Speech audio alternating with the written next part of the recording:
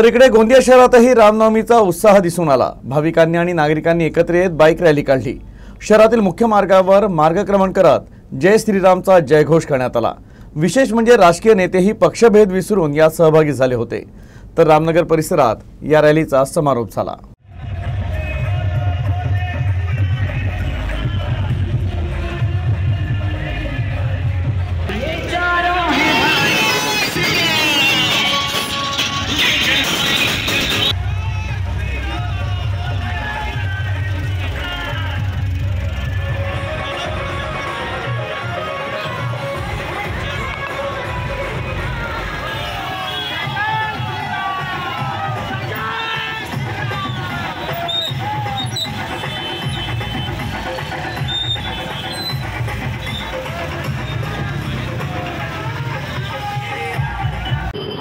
काश्मीर से कन्याकुमारी पर्यंत फक्त एकच माहोल आहे आणि लोकांमध्ये सर्व लोक युवा महिला आणि सर्वांमध्ये एकच माहोल आहे। जय श्रीराम।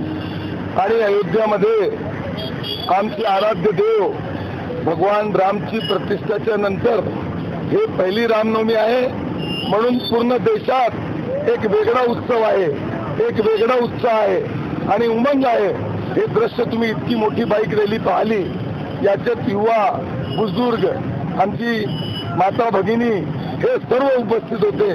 हे या गोष्टीचे प्रतीक आहे की या देशात हे देश एक आहे, हे देश सर्व एकतामध्ये बंधलेला आहे आणि सर्व मिळून जोरात आम्ही सर्व रामनवमी साजरी करत आहोत। 526 साल में जो हिंदुओं ने जो संघर्ष किया है, वो संघर्ष के अंदर में 526 साल के अंदर में नरेंद्र मोदी साहब से उनके प्रयासों से जो मार्ग प्रभु श्री राम के मंदिर के अंदर में प्रभु श्री राम को आने का मार्ग प्रशस्त हुआ है, उसका उत्साह 22 जनवरी को लोगों ने भी देखा।